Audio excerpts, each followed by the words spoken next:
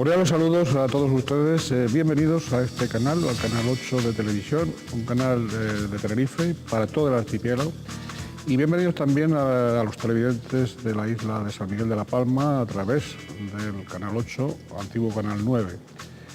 Este, como todos ustedes saben muy bien, es un canal pluralista que acoge pues todas las voces, todos los puntos de vista, todos los criterios que por otra parte son exposiciones, son exponentes de los que tiene nuestra sociedad plural, naturalmente. Tenemos que agradecer en esta ocasión, este es un espacio, este es un programa de entrevistas directo al objetivo, y por aquí invitamos pues a personalidades de la vida política, de la vida económica, de la vida cultural, etcétera, de nuestro archipiélago. En esta ocasión tenemos que darle la bienvenida, primero agradecerle la invitación y segundo darle la bienvenida a don Luis Alberto Soria López, que es el consejero de Industria, Comercio, Consumo y Nuevas Tecnologías del Gobierno de Canarias. Don Luis, bienvenido a Canal 8 y bienvenido a este programa de Directo al Objetivo. Muchas gracias, buenas tardes. Bien, usted nació, don Luis, en Londres, en 1960, y es el menor de 6 hermanos, ¿no? Sí. ¿Cómo es que su natalicio se produjo en la capital británica? Es decir, ¿fue una pura casualidad o qué es lo que pasó? Bueno, no tanto, porque en aquella época mi familia, mis padres vivían allí. Mi padre fue a trabajar a mediados de los años 50 a Londres, a Inglaterra, como receptor de los productos hortofrutícolas que se vienen desde aquella época, se exportaban a los mercados europeos, ¿no? Al continente, a Rotterdam y también a Londres, a los distintos puertos de Inglaterra. Y en aquel entonces pues se encontraba allí trabajando pues en una firma, que era una firma familiar de mi abuelo.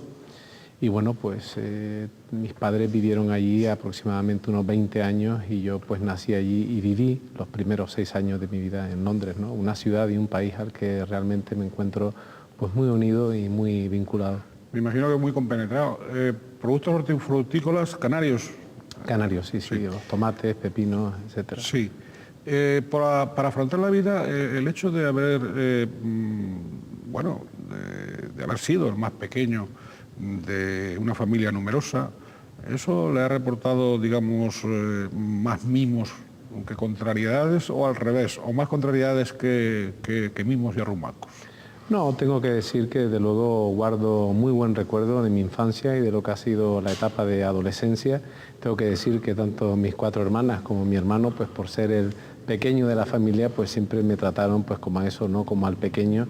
Pero desde luego todos los recuerdos que guardo pues son, pues me traen muchas satisfacciones y desde luego guardo pues un recuerdo entrañable, ¿no? De esa etapa, tanto en Inglaterra como ya luego en Canarias, cuando nos trasladamos pues allá por el año 66, 67. Sí, está casado, es padre de 2 hijos. ¿Qué concepto vital tiene usted de los valores de la institución familiar?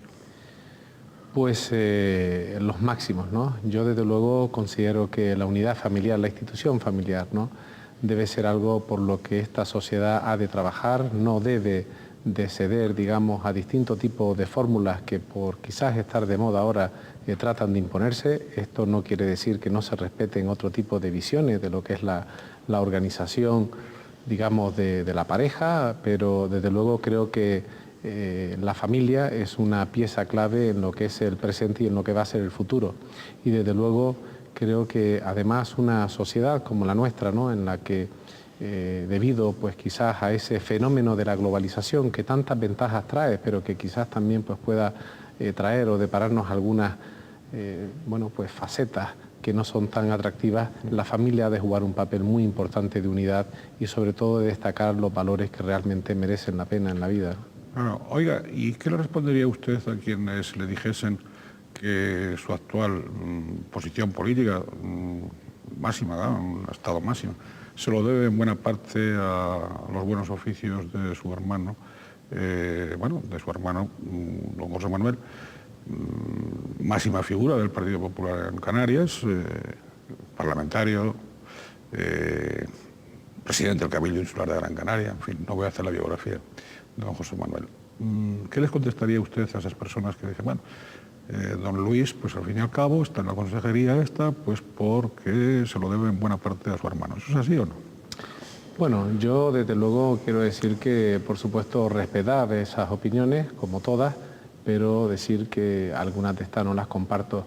Cuando se me ofreció la posibilidad, la oportunidad por parte del partido en el que milito ya desde hace algunos años, la posibilidad de entrar a formar parte del Gobierno de Canarias, producto de ese pacto entre Coalición Canaria y el Partido Popular, sabía de antemano que este tipo de comentarios, este tipo, digamos, pues de valoraciones se podían hacer, pero bueno, fue un compromiso que asumí y además se asume pues para lo bueno y para lo menos bueno.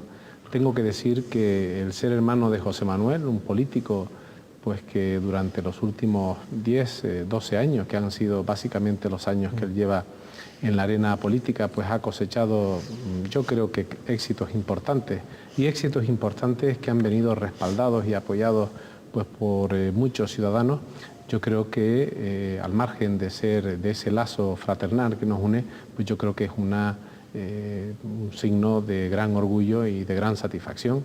José Manuel en política creo que tiene un futuro muy brillante, es un corredor de fondo. Creo que bueno, es una persona preparada y que todavía pues, es muy joven, y yo creo que lo que tengo que decir en esta etapa en la que yo estoy ahora y que llevo muy poco tiempo, porque siempre he estado ligado más al mundo de la empresa que al mundo de la actividad pública, pues tengo que decir que para mí es un referente muy importante y una luz a la que es importante tener como digamos, como referente. Sí, yo pienso que sus próximos y también sus adversarios estaría bien que tuviesen en cuenta eso que usted acaba de decir de don José Manuel. Bueno, no solo por esa trayectoria que ha demostrado, también ya se le barajaba en la última legislatura, en el caso de aquella previsible triunfo no logrado después en las elecciones generales, de que podía ocupar una cartera ministerial, etcétera, etcétera. Evidentemente, de todas maneras, usted se identifica más con un perfil predominantemente técnico sobre lo que entendemos por político así en general. No es el caso de su hermano, estamos hablando ahora de usted. Bueno, yo tengo que decir que en lo que es la actividad pública y sobre todo en lo que es la primera línea del frente político, ¿no? Pues llevo escasamente 1 año y medio. Es verdad que yo pues he dedicado... Perdona, ¿y no le horroriza a veces?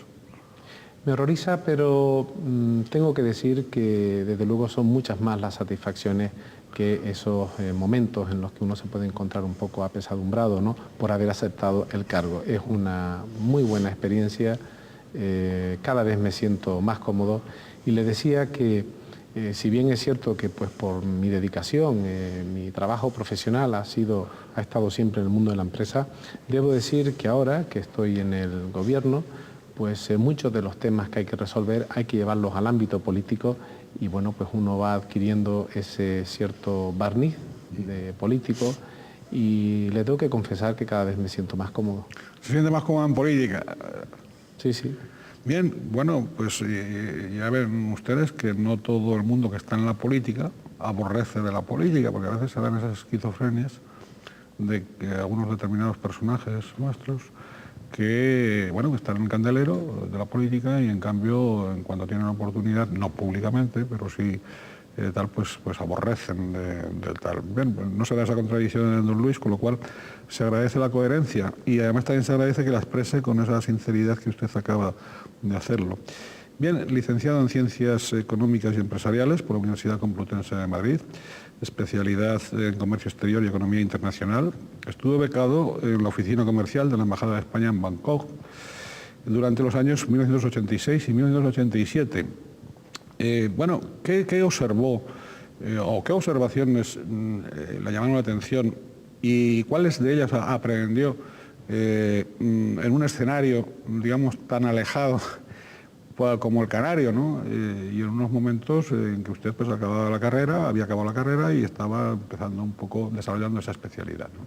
Bueno, para mí fue una oportunidad de oro, diría yo, ¿no? Esto me ha marcado en lo que ha sido luego el desarrollo de mi vida profesional. Fue una oportunidad que tuve como consecuencia de la beca que gané a través de un concurso del Ministerio de Comercio y desde luego pues me sorprendió el enorme auge que ya empezaban a tener los países del sudeste asiático desde el punto de vista del desarrollo económico, países como Tailandia, Singapur, Malasia, incluso también Hong Kong y bueno, pues otros países limítrofes pues tenían un desarrollo económico cercano a un 12, un 13%, cuando en España todavía y en el resto de Europa pues estábamos atravesando, no nos habíamos recuperado de aquellas digamos crisis o semicrisis del año, de finales de la década, o que ya empezaban a tiparse de finales de la década de los 80. Yo estuve allí en el año 86, 87, como muy bien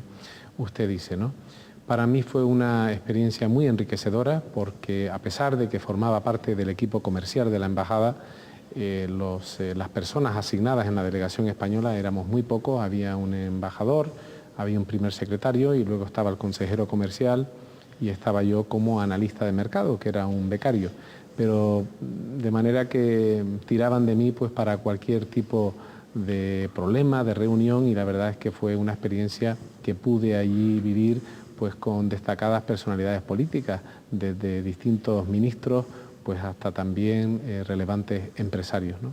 Sí, es curioso cómo a veces las deficiencias de personal, etcétera, en nuestras embajadas, pues a veces se cubren, lo cual son oportunidades, como usted decía, de oro para becarios metidos, digamos, en una responsabilidad y en un trabajo técnico que en principio no se esperan, pero que tienen que desarrollar y que de luego lo hacen, ¿no? Es decir, lo hacen y lo hacen bien. Bien, posteriormente usted, 1988 a 1991, pues está en Miami y ya como consejero comercial adjunto de la Oficina Comercial Española, dependiente del Ministerio de Economía y Comercio, ¿no? Me imagino que después de lo de Bangkok, esa experiencia en Miami tuvo puntos de coincidencia o también había diversidad. No, era un cambio radical, ¿no? Es decir, de Bangkok puede ser las antípodas de Florida, ¿no? Y desde luego los intereses de la delegación española de España, tanto en lo que es la península de Indochina, en el sudeste asiático, como en lo que es el sudeste de los Estados Unidos en este caso, eran intereses totalmente distintos. Mientras que el interés de las empresas españolas y por tanto de España en aquella época en el sudeste asiático era participar en grandes proyectos de infraestructura, la construcción de puertos, el suministro pues, de distintos tipos de barcos, incluso hasta de distintos tipos de sistemas de defensa. En Estados Unidos era el tratar de abrir la puerta pues, para ese enorme potencial que pueden tener los productos de consumo españoles, ya no solo de la industria, sino también de alimentación, etcétera. Y bueno, pues una experiencia también pues, muy positiva y de la cual pues, guardo muy buenos recuerdos. Claro. Oiga, y hablando de Miami, en general de la Florida, en general del sur de Estados Unidos, los estados sureños, ¿hay posibilidades, digamos, de mejorar las relaciones comerciales de facto? No hablo a nivel diplomático, y que me imagino que serán inmejorables, pero reales en el comercio, digamos, canario y por otra parte estadounidense, ¿no? ¿Hay posibilidades de mejora? ¿Posibilidades concretas? Posibilidades hay. Lo que pasa es que el mercado americano es un mercado muy dinámico, es un mercado muy competitivo, hay que trabajarlo mucho, pero es verdad que cuando un producto logra meter la cabeza, desde luego se le abren un sinfín de posibilidades. Pero para eso las empresas canarias que están interesadas en ir y dar el salto a Estados Unidos, desde luego tienen que tener cierta capacidad de reacción para que cuando algún distribuidor o importador pues se interese por su producto, pues puedan tener esa capacidad de reacción en un momento dado, porque no le van a pedir medio contenedor o un contenedor, le van a pedir seguramente pues 7 u 8 contenedores. Es cierto que hay determinados productos canarios que ya se están comercializando en Estados Unidos desde hace ya muchos años, pero es un mercado que aparte de esa, digamos, perfección de información que existe, en la que desde luego los importadores, los distribuidores, pues son muy exigentes, hay que también afrontar distintos tipos de costes, de extracostes, y siempre esto pues es una barrera importante para la entrada de nuestros productos. El Gobierno de Canarias sabe que ha reabierto allí una oficina pues, para la promoción de los productos canarios, con una dotación de personal pequeña, pero yo creo que bastante apañada pues, para nuestros intereses, y bueno, esto que sirva de antena para todos los empresarios que puedan tener ese interés en el mercado norteamericano. Sin duda, la puerta de entrada para los productos españoles y canarios en el mercado estadounidense debe ser siempre la Florida, por proximidad física y por proximidad cultural también. Sí, claro. Vamos a ver, usted es el titular, es el cabeza de una consejería que engloba a industria, a comercio, a consumo y a nuevas tecnologías, ¿no? Yo no le preguntaría con el máximo respeto si esas no son demasiados frentes de responsabilidad gubernamental, si encima también pesan sobre los hombros de don Luis pues la pertenencia a los consejos de empresas públicas, Sodecan, Gascan, Gran Tencam, Proesca, no sé si me dejo alguna. Es miembro también del Consejo de Autoridad Portuaria de Las Palmas. Sí. Es decir, ¿cómo organiza su trabajo? Es decir, primero, la primera pregunta, ¿no? ¿No son demasiadas cargas para una consejería? Son muchas responsabilidades. Son responsabilidades en las que, desde luego, uno las asume pues, por el puesto y por el cargo que le viene, pero debo decir que todas esas empresas tienen sus equipos directivos y existen, digamos, empresas públicas en las que uno está pues, como consejero, digamos, pero no tan implicado. Nominal nada más. No nominal, pero no tan implicado en lo que es la gestión diaria, y existen otro tipo de empresas públicas en las que uno se sienta en el Consejo de Administración y uno está directamente implicado con la gestión.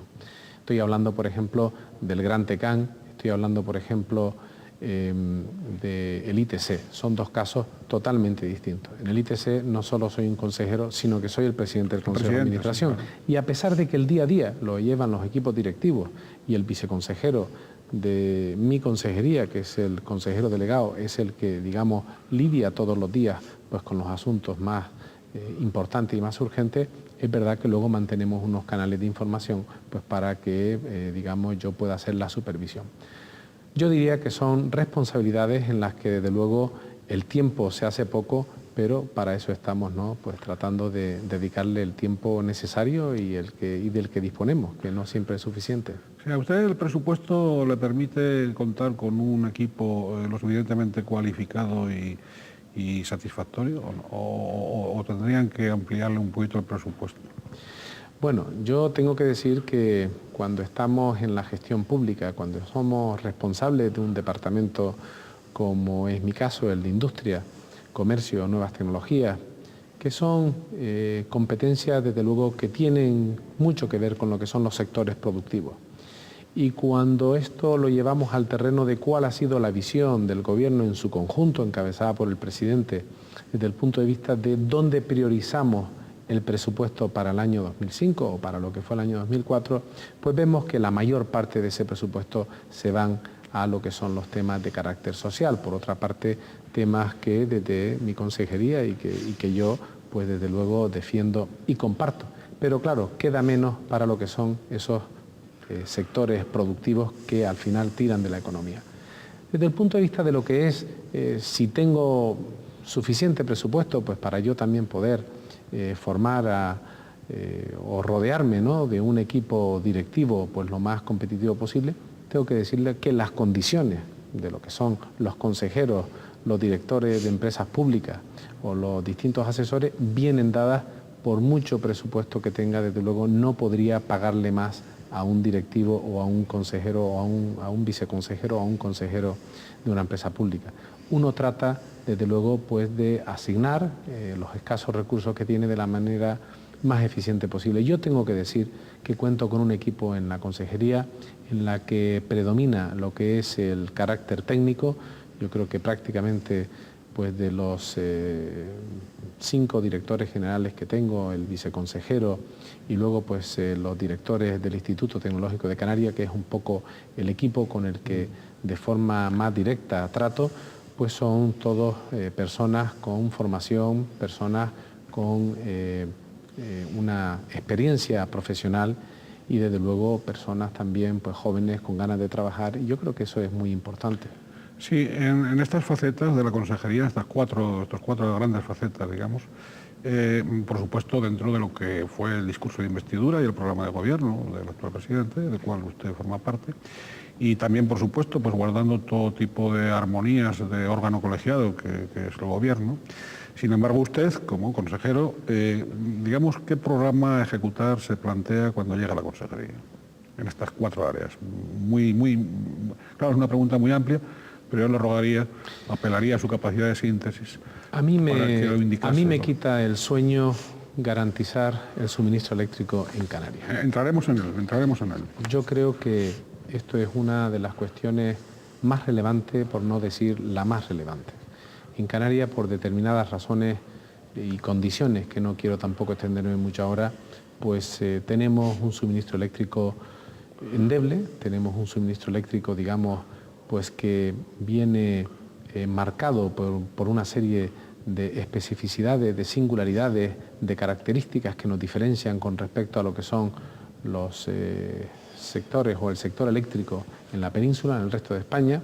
Aquí tenemos pues sistemas eléctricos aislados, no podemos echar mano de un sistema eléctrico de la provincia de al lado o de la isla de al lado, y por ello pues somos, yo creo que toda la población canaria somos conscientes de lo que esto significa. Sí, ese sería un planteamiento general, pero perdone, si entramos ya en el sector eléctrico, yo primero le plantearía que cómo describiría usted la situación eléctrica, primero en Tenerife, después hablamos del resto del archipiélago. La situación en Tenerife, ciertamente caótica, da la impresión a veces, ¿no? Bueno, en general en toda Canarias hay una situación, yo no la catalogaría de caótica. Yo creo que es una situación insegura, delicada. ¿Por qué? En Canarias durante los últimos 6 años se ha crecido en consumo eléctrico por encima del 50%.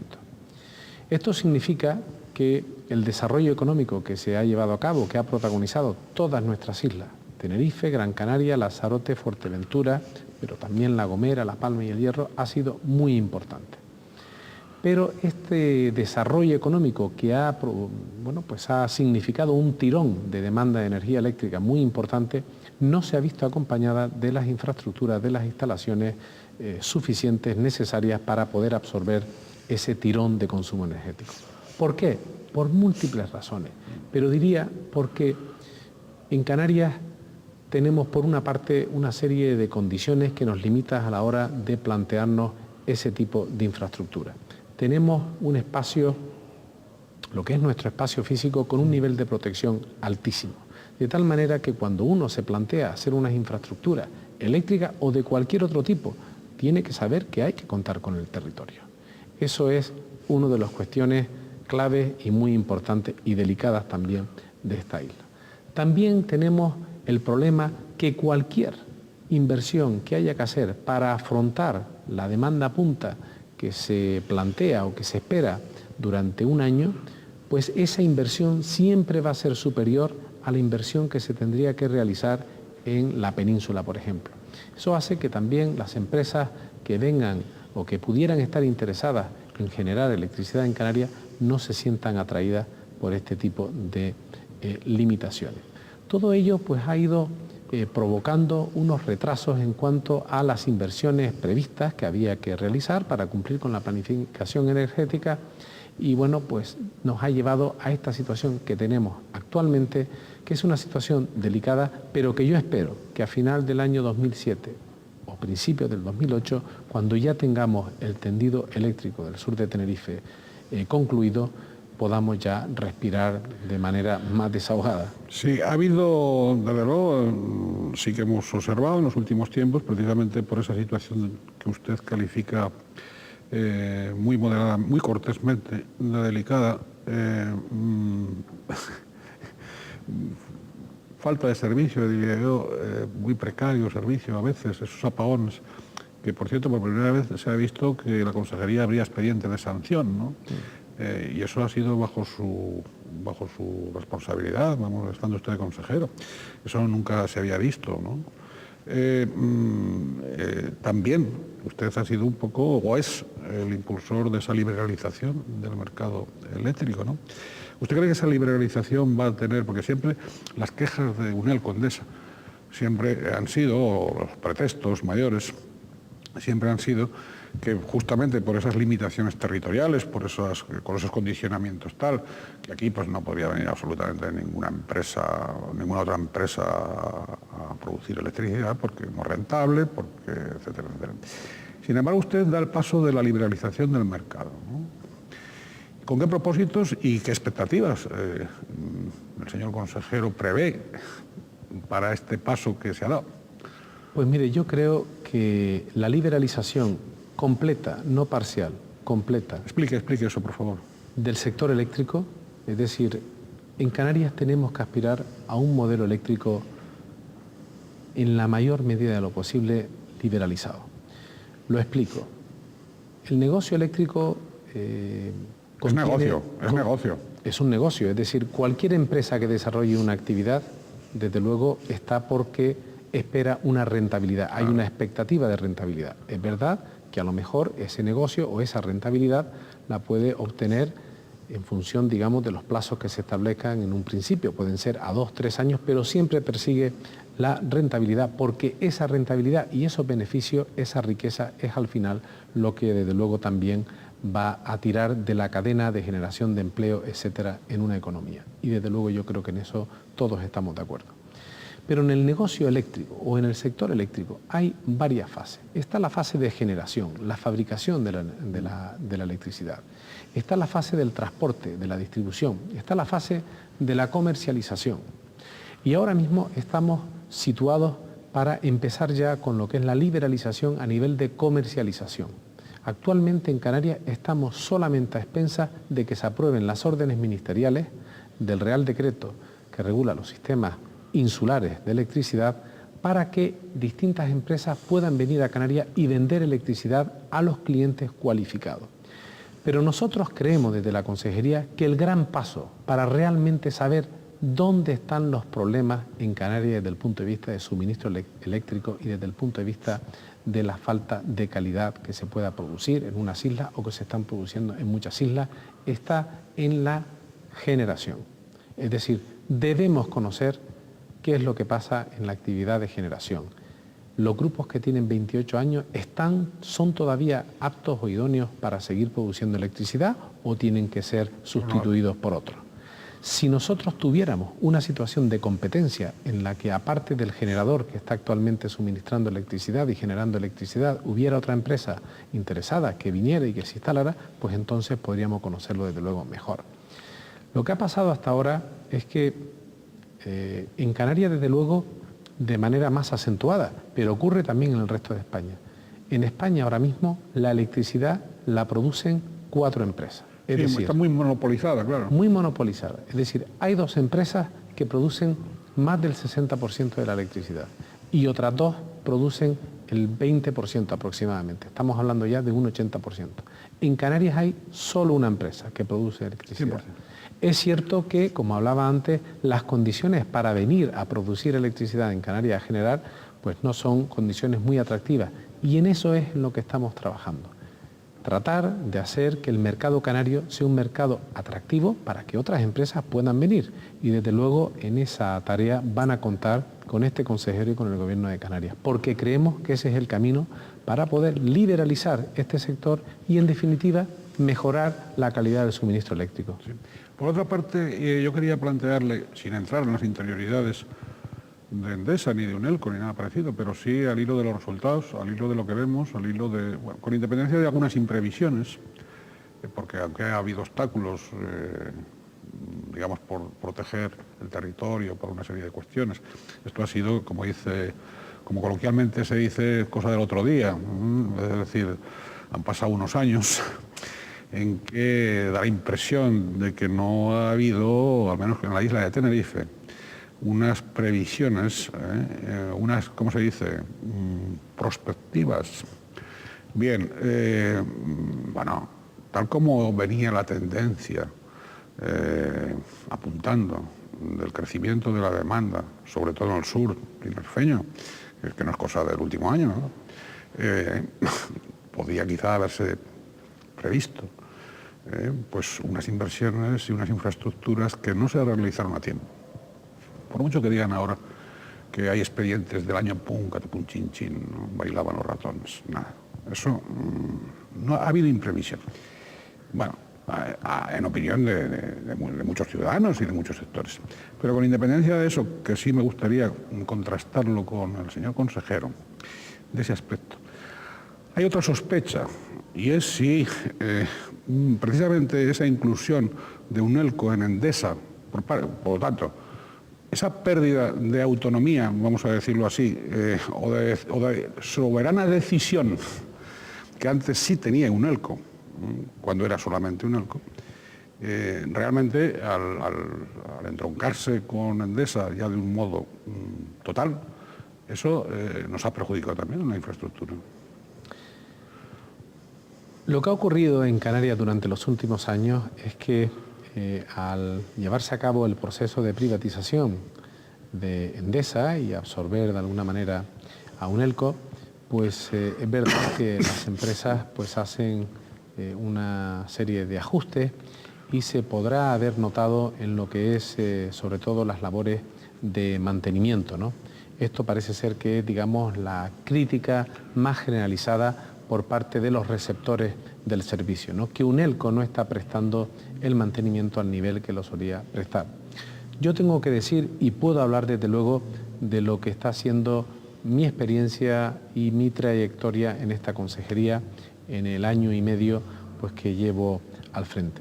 Y es que con Unelco Endesa hemos firmado un convenio que les va a obligar a llevar a cabo una inversión de 1.077 millones de euros desde ahora hasta el año 2008, y esos 1.077 millones de euros tienen nombres y apellidos, suponen pues una inversión tanto en generación como en transporte y distribución, con plazos de tiempo fijados, y desde luego la labor que nosotros tenemos que hacer es que cumplan esas inversiones fielmente.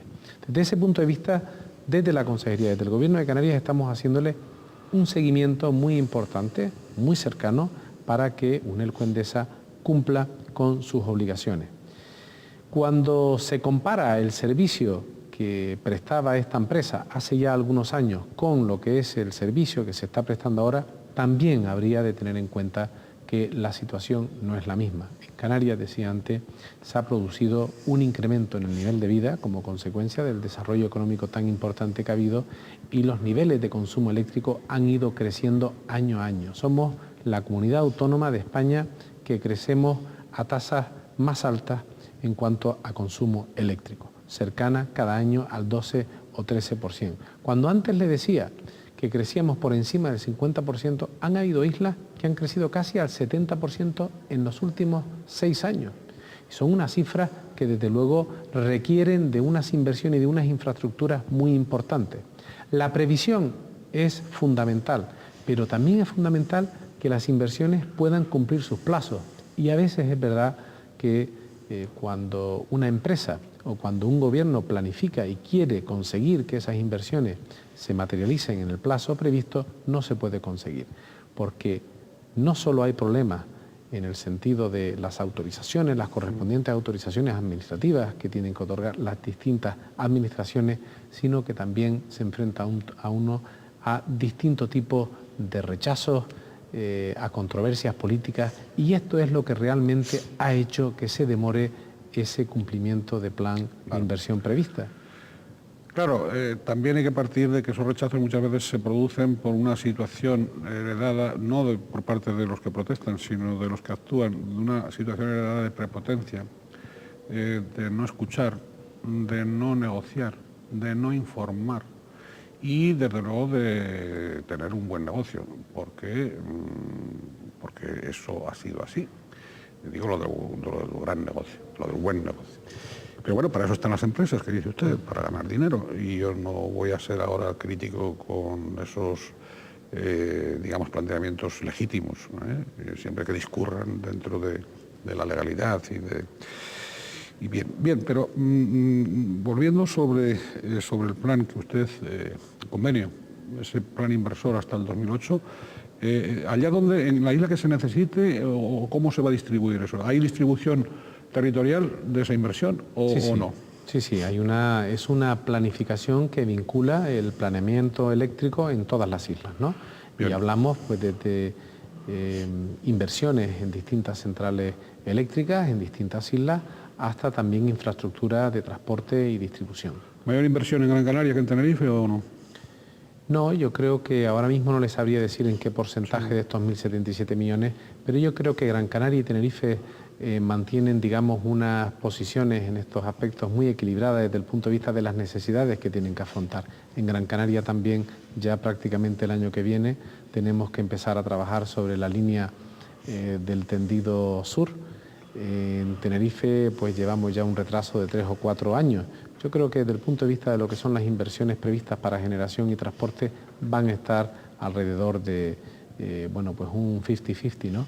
Es verdad que ahora nuestro principal objetivo es sobre todo dotar de tecnología suficiente a las centrales eléctricas pues para que puedan, digamos, ser más eficientes en la fabricación de electricidad con los ciclos combinados, etcétera.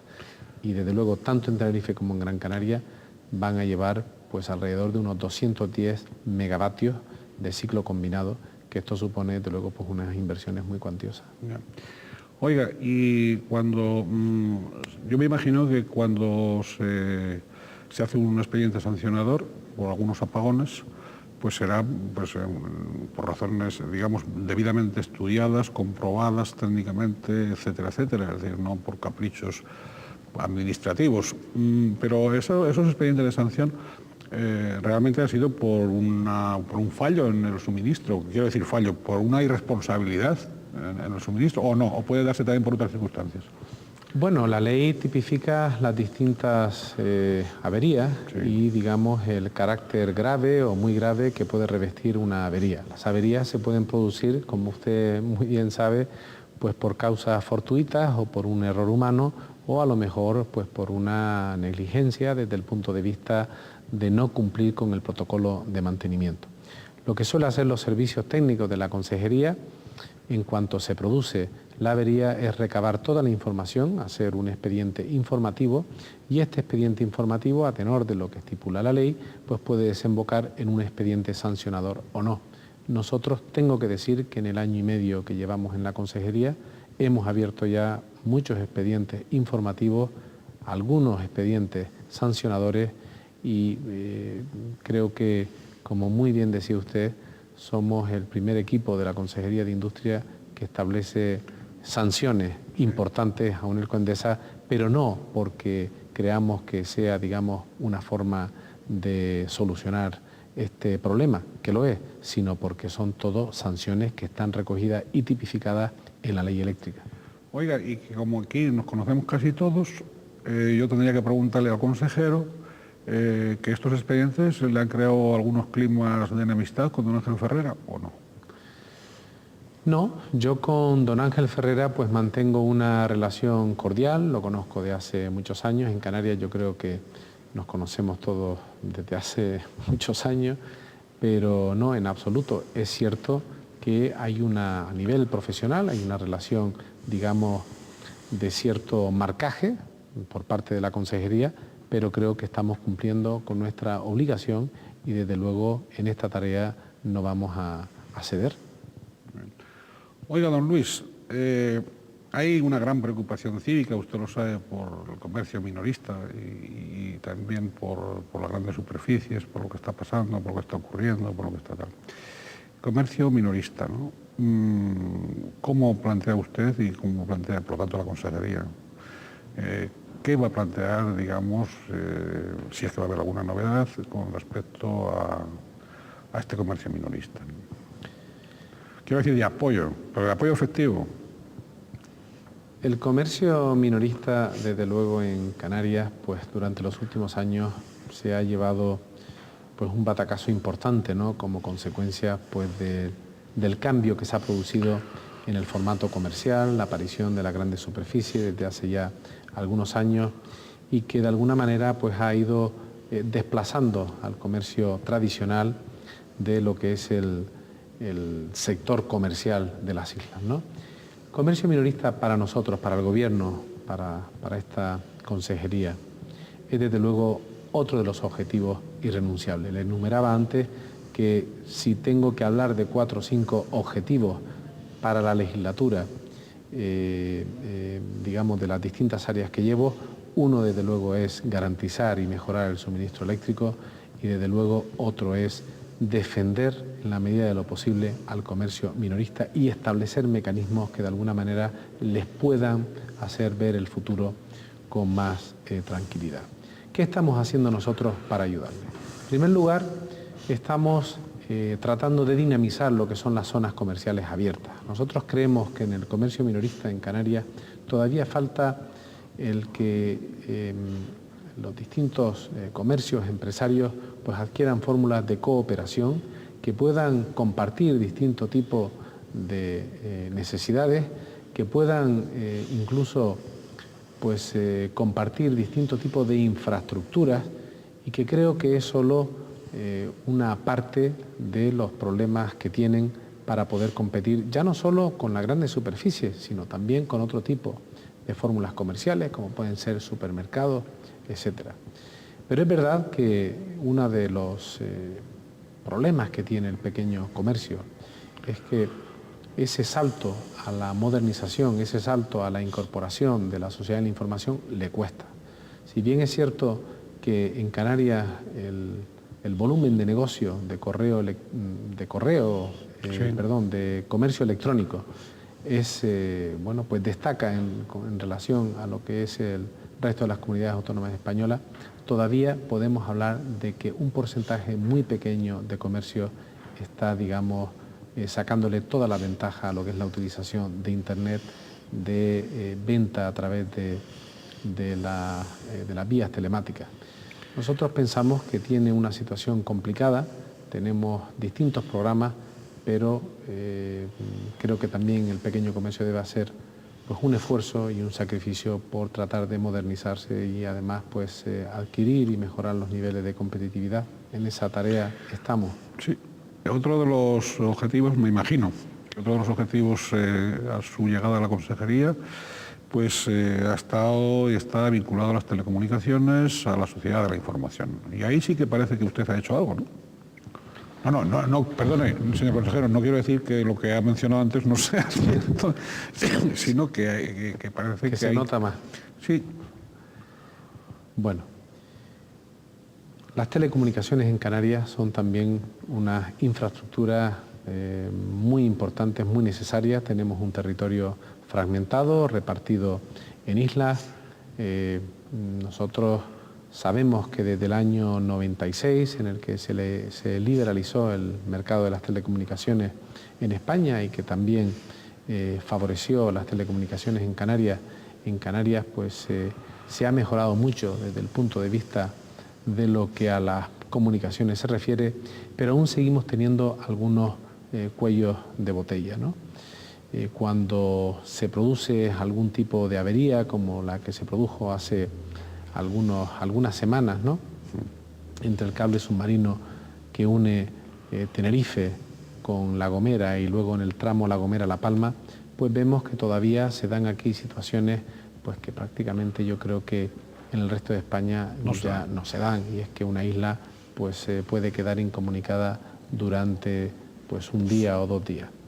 Bien, eso es una de las cuestiones que más nos quita el sueño y que estamos insistiéndole a los distintos operadores para que los niveles de garantía, los niveles de redundancia, pues puedan, digamos, mejorar. Porque si bien en Canarias hay muchas empresas de sectores estratégicos, de electricidad, de transporte marítimo, de telecomunicaciones, que vienen además, como hablábamos antes, a hacer negocio porque es un territorio atractivo para los negocios, pues desde luego deben también de asumir esa parte, digamos, social, y es que en Canarias, debido a esta naturaleza de la que disponemos, las infraestructuras siempre tienen que llevar consigo un cierto nivel de garantía que a lo mejor en un territorio pues continuado, desde luego, pues no haría falta, ¿no?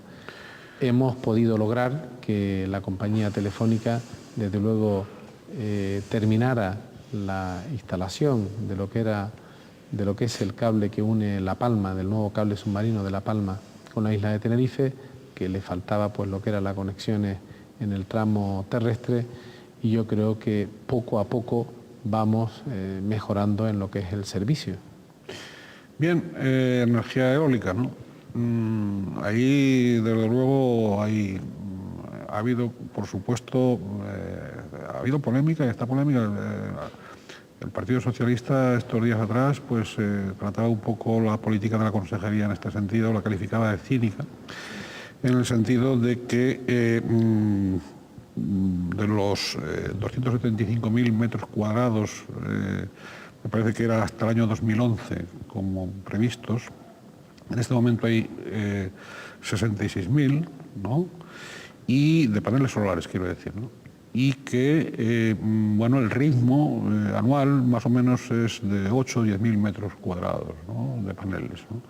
Y que, por lo tanto, que mantenían las voces socialistas que eso de conseguir los 275.000 metros cuadrados de paneles solares, que ni de broma, ¿no?, que eso no es así, ¿no?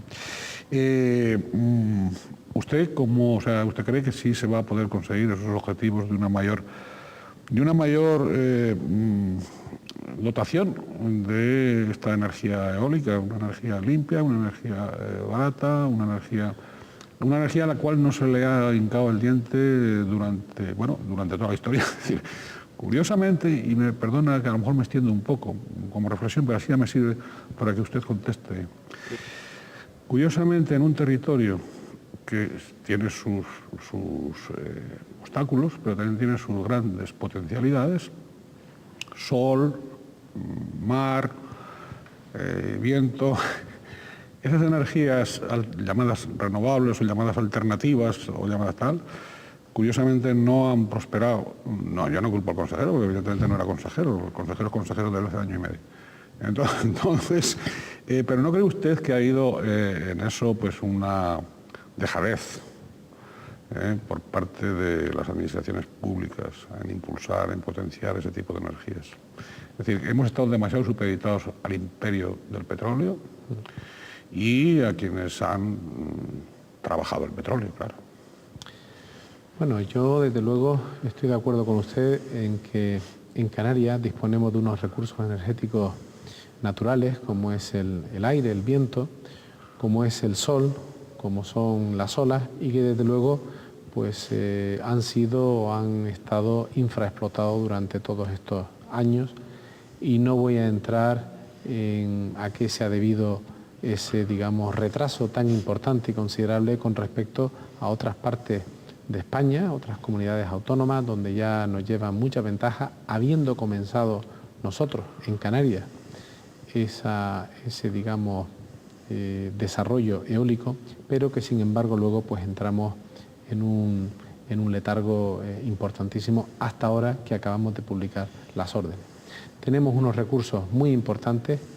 El viento que tenemos en Canarias, ya no solo en cantidad, sino en calidad, yo creo que es uno de los recursos eólicos más importantes que hay, sin duda en Europa, pero me atrevería a decir que en el mundo. Las grandes empresas fabricantes de aerogeneradores se interesan por Canarias, pues porque es un territorio ya no con mucho viento y diáfano, sino también lo que es la calidad y la dirección del viento. Desde el punto de vista de lo que es la explotación también de la energía solar, pues está pues muy poco desarrollada, pero debo decir que desde que llegamos al gobierno, hace ahora un año y pico, pues nos trazamos como objetivos fundamentales en el tema energético dos cuestiones. Por una parte, reducir la dependencia del petróleo en cuanto a la energía primaria necesaria para fabricar electricidad, que como le decía antes, pues aquí la generación de electricidad se hace a partir del petróleo, de derivados del petróleo, pues en un 98%. Claro, esto provoca pues una contaminación, provoca una situación tremenda de vulnerabilidad, de dependencia y desde luego pues también provoca una incertidumbre, puesto que el petróleo parece ser que las reservas disponibles hasta el momento podrán durar unos 40 o 50 años más. Por lo tanto, los objetivos que nos trazamos fue reducir esa dependencia del petróleo como energía primaria y para ello, pues a base de los recursos que tenemos. ¿Qué recursos tenemos? Pues tenemos el viento, infrautilizado, infraexplotado. Nos dedicamos a analizar el sistema eléctrico, cuánta energía eólica podía aceptar el sistema eléctrico para utilizarlo como energía primaria y fabricar, generar electricidad. Esto nos llevó un tiempo, pero finalmente llegamos a un estudio dinámico del sistema eléctrico y nos daba el resultado de unos 350 megavatios de electricidad a partir de energía eólica. Por otra parte, también hemos puesto en el mercado unos del orden de 30 a 40 megavatios también de energía eólica para autoconsumo de distinto tipo de industria. De tal manera que nosotros esperamos que de aquí hasta el año 2008-2009 podamos tener en Canarias del orden de 400 megavatios más, que sumado a los 100 y pico que ya hay ahora, que ya existen ahora, son alrededor de unos 500 y pico megavatios, que va a suponer del orden de un 12 o un 13% de energía primaria dependiente de la eólica. Sí. Bueno, yo antes mezclaba, hablaba de la energía eólica y después hablaba de la energía solar. Y al hilo de esa crítica socialista sobre los metros de paneles solares, ¿no?, en cuanto a energía solar, ¿no? Energía solar que ha sido pues otra de las desaprovechadas, ¿no? Es decir, y no quería que usted rehuyese ese... No, yo le sigo, es decir, por una parte le hablaba de los objetivos que nos trazamos al llegar y que creo que estamos cumpliendo fielmente. Hemos sacado la orden de asignación de potencia eólica de unos 400 megavatios. Estamos trabajando también para la introducción del gas, que es otro de los objetivos irrenunciables en Canarias, puesto que tenemos que, por una parte, reducir esa dependencia del petróleo, pero también tenemos que utilizar energías más limpias, más eficientes, más baratas, y todo esto pues, nos va a ayudar a acercarnos más a los protocolos, los acuerdos recogidos en el protocolo de Kioto, mejor dicho. Voy a poner un paréntesis nada más chiquitito. En lo de este trabajo que están haciendo sobre el gas o esto, ¿no hay una intromisión por parte del señor consejero de Economía y Hacienda a la hora de constituir sociedades y cosas de estas, o no tiene nada que ver? Bueno, el consejero de Economía y Hacienda es el presidente de la sociedad que se ha constituido para sacar adelante lo que son las obras de las plantas de regasificación y también las obras de almacenamiento, de recepción y almacenamiento del gas licuado.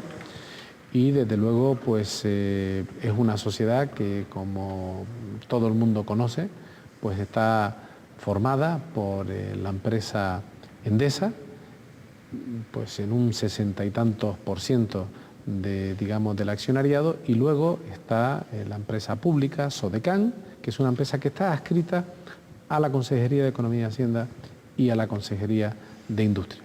Luego están las cajas insulares, pero es lo que le puedo decir. Sí, volviendo a los paneles solares, que por cierto, el gobierno me parece que ha sido instado estos días corríjame, pero me parece que ha sido esto a desarrollar el reglamento de la ley sobre construcción de edificios aptos para el uso de la energía solar, ¿no? Sí.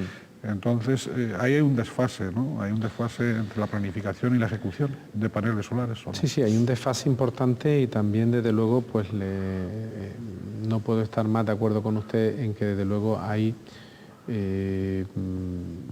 una infrautilización de ese recurso, que es el sol, que lo tenemos aquí pues prácticamente todos los días del año y que desde luego tiene un enorme potencial. Yo no sabría decirle si vamos a poder ser capaces de cubrir esa superficie. Desde luego no me voy a comprometer a una superficie. Sí le puedo decir que vamos a hacer todo lo posible para que las familias canarias, desde luego, opten a este tipo de energía. Ya en la consejería que presido, pues tenemos dispuestas unas ayudas pues, para que las unidades familiares puedan contar con este tipo de infraestructura, pero luego también hace falta pues, que haya una política, que haya un apoyo institucional y desde luego ese es el compromiso del Gobierno y que va a suponer que todas las edificaciones, pues a partir de que entre en vigor esta ley que se aprobara la pasada semana, creo que fue una proposición no de ley en el Parlamento, pues obligue que lleve todos los edificios pues este tipo de infraestructura. Muy bien, don Luis, me quedan cantidad de preguntas que hacerle, pero es que el tiempo se nos ha ido. Se nos ha ido el tiempo y lamentablemente me tengo que dejar en el tintero. El tiempo manda. Para otra ocasión, bueno, que usted tenga la gentileza de aceptar la invitación, pues muy continuaremos, ¿no? De todas maneras, yo no quisiera acabar la entrevista sin que usted, si hay alguna noticia, bueno, nosotros como medio de comunicación, si tiene que dar alguna noticia de la consejería, pues le agradeceríamos que la diese a todos los televidentes. Y si no, pues, bueno, que tenga esa última intervención de despedida.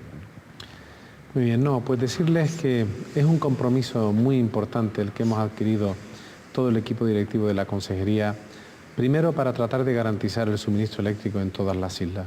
Yo les pediría a los ciudadanos de Canarias, a los de esta isla de Tenerife, que sean un poco pacientes, que entiendan, que sepan comprender que ahora se están llevando a cabo distintos tipos de soluciones que son provisionales, como son distintos grupos electrógenos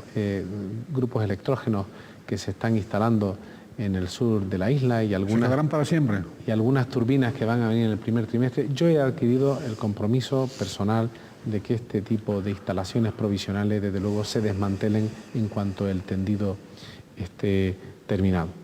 Que también tenemos un enorme compromiso por cumplir con la planificación energética y disminuir, reducir esa dependencia tan alta que tenemos del petróleo y esperemos que en el año 2008-2009 ya podamos contar también con la energía eólica, con el gas y con un nivel de desarrollo importante de la energía solar. Y ya para terminar, que el tren de las nuevas tecnologías no es el futuro, es el presente, que es algo que es necesario para todos, para los jóvenes, pero también para los mayores, porque nos ayudan a ver la vida y a hacernos la vida mucho más cómoda y mucho más fácil.